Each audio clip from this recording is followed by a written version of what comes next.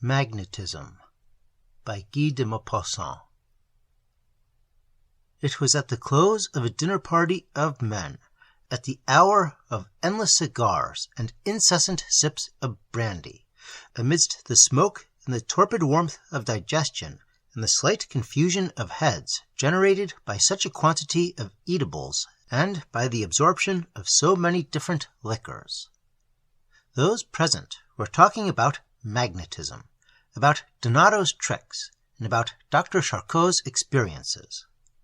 All of a sudden, those men, so skeptical, so happy-go-lucky, so indifferent to religion of every sort, began telling stories about strange occurrences, incredible things, which nevertheless had really happened, they contended, falling back into superstitions, beliefs, clinging to these last remnants of the marvelous, becoming devotees of this mystery of magnetism, defending it in the name of science.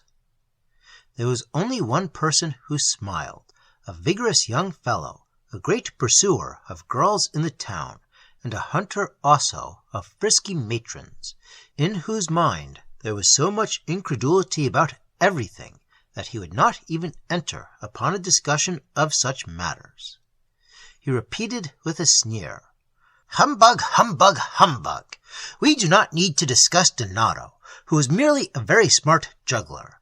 As for Monsieur Charcot, who is said to be a remarkable man of science, he produces on me the effect of those storytellers of the school of Edgar Poe, who end by going mad through constantly reflecting on queer cases of insanity. He has set forth some nervous phenomena which are unexplained and inexplicable. He makes his way into that unknown region which men explore every day, and not being able to comprehend what he sees, he remembers, perhaps too well, the explanations of certain mysteries given by speaking on these subjects. That would be quite a different thing from your repetition of what he says."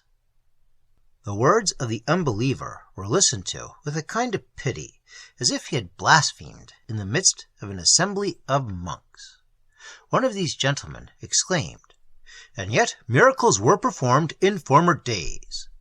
But the other replied, "I deny it. Why cannot they be performed any longer?"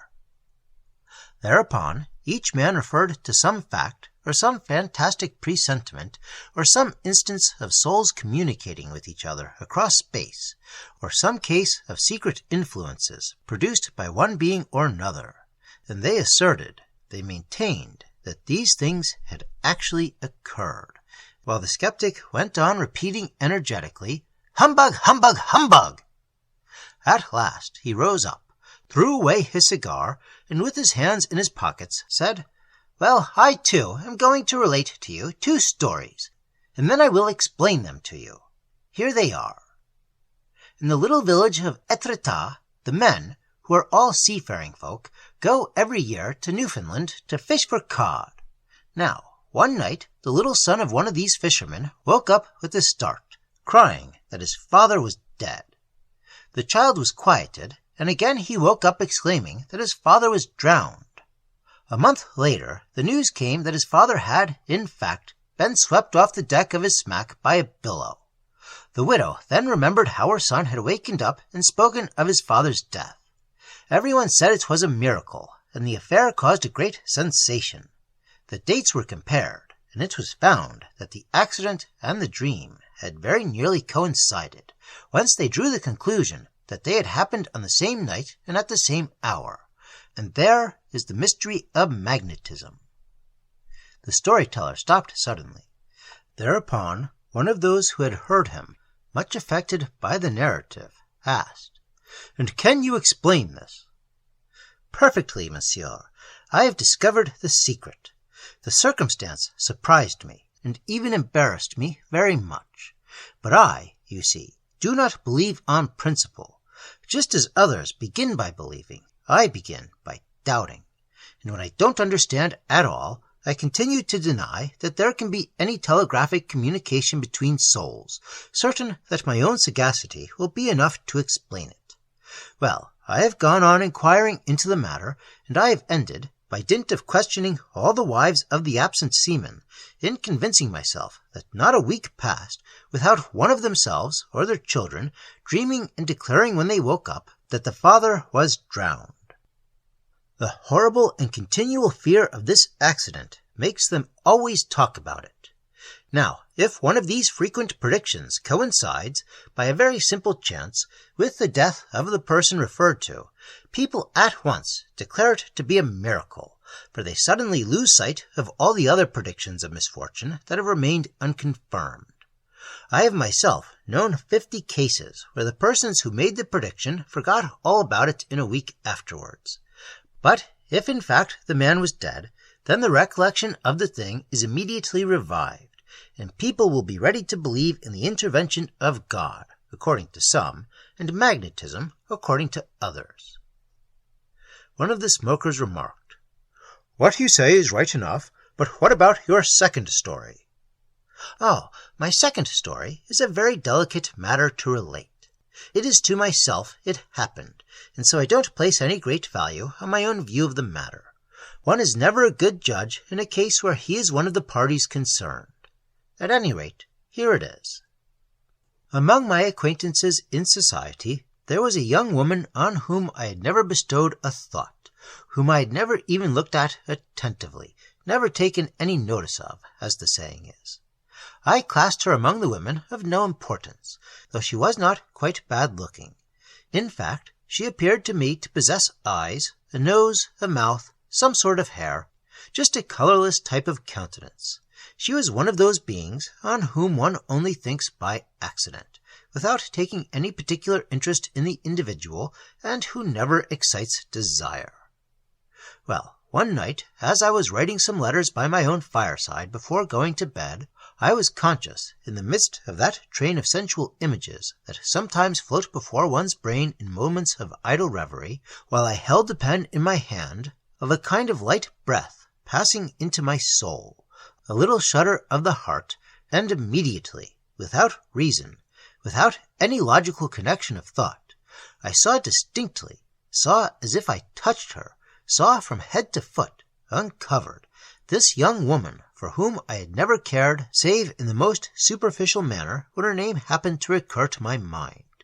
And all of a sudden I discovered in her a heap of qualities which I had never before observed, a sweet charm, a fascination that made me languish.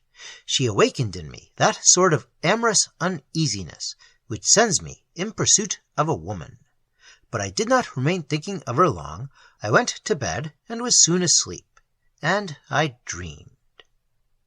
You have all had these strange dreams which render you masters of the impossible, which open to you doors that cannot be passed through, unexpected joys, impenetrable arms. Which of us, in these agitated, exciting, palpitating slumbers, has not held, clasped, embraced, possessed with an extraordinary acuteness of sensation, the woman with whom our minds were occupied? And have you ever noticed what superhuman delight these good fortunes of dreams bestow upon us? Into what mad intoxication they cast you, with what passionate spasms they shake you, and with what infinite, caressing, penetrating tenderness they fill your heart for her whom you hold fainting and hot, in that adorable and bestial illusion which seems so like reality. All this I felt with unforgettable violence. This woman was mine, so much mine that the pleasant warmth of her skin remained between my fingers, the odor of her skin remained in my brain, the taste of her kisses remained on my lips, the sound of her voice lingered in my ears, the touch of her clasp still clung to my side, and the burning charm of her tenderness still gratified my senses long after my exquisite but disappointing awakening. And 3 times the same night I had a renewal of my dream.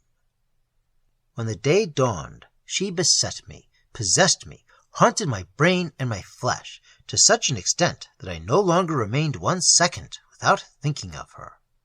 At last, not knowing what to do, I dressed myself and went to see her. As I went up the stairs to her apartment, I was so much overcome by emotion that I trembled and my heart panted. I was seized with vehement desire from head to foot. I entered the apartment. She rose up the moment she heard my name pronounced, and suddenly our eyes met in a fixed look of astonishment. I sat down. I uttered in a faltering tone some commonplaces which she seemed not to hear. I do not know what to say or to do. Then, abruptly, I flung myself upon her, seizing her with both arms, and my entire dream was accomplished so quickly, so easily, so madly, that I suddenly began to doubt whether I was really awake. She was, after this, my mistress for 2 years. "What conclusion do you draw from it?" said a voice. The storyteller seemed to hesitate. "The conclusion I draw from it? Well, by Jove, the conclusion is that it was just a coincidence. And in the next place, who can tell? Perhaps it was some glance of hers which I had not noticed, and which came back that night to me.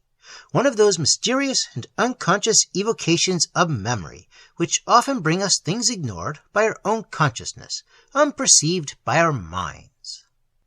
"Let that be just as you wish it," said one of his table companions when the story was finished. "But if you don't believe in magnetism after that, you are an ungrateful fellow, my dear boy."